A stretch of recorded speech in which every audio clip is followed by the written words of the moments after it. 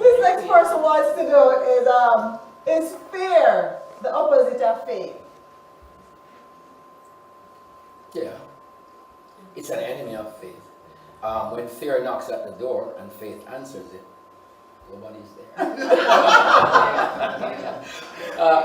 Yeah. But perfect love casts out fear, and wherever there's fear, there's not perfected love, and it also reflects a distrust in God, who is able to make all grace abound, who is able to make all things work together for all good, who is able to perform the counsel of his own will. So when we're intimidated by our opponent, or when we're intimidated by the antagonist, or when we are intimidated at the quote-unquote evil powers, that we fail to believe what God says because we don't want, a backlash, or we don't want to have some negative repercussion, then it means that indeed we are afraid. And being afraid of the enemy is indeed an insult, because then we fail to put faith in our God. Wow.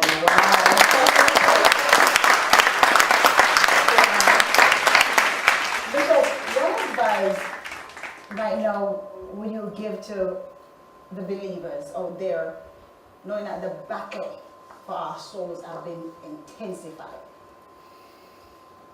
Wow. When it comes on to faith, what advice can you give them now? In these times, it's right now there's a famine for a real life-changing word. And what will sustain us during any dispensation is a solid handle on God's word.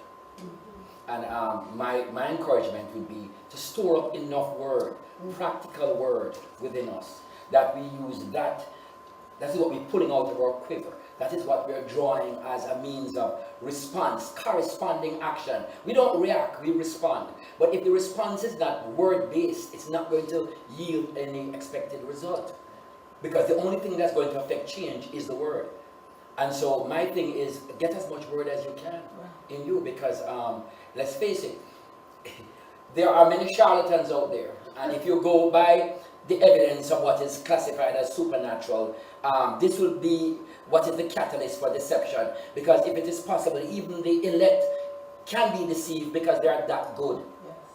They're that good. The charlatans. The charlatans are that good. But if we have, he that hath a dream, let him speak the dream. He that hath my word, let him speak my word faithfully. For what is the shaft to the wheat, said God. And so the real crux of the matter now for sustaining power and for maintaining strong faith is the word. And it comes by hearing. Faith comes by hearing, and hearing by the word. To furnish your faith, to be able to sustain your faith, you will need to have sustained word.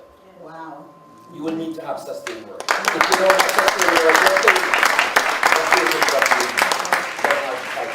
Bishop, thank you for being here. I've learned so much, and I'm sure you all have learned a lot. As I said, today the souls of men through the currency of faith. You guys are wealthy tonight. You got a lot of money because you have heard some serious, get some serious nuggets to sustain you. I'm sure right now I've been elevated more in my faith based on the things that you have shared. Thank you for coming. It's an honor. It's a privilege. Thank you, Bishop. Thank you, sir. Thank you.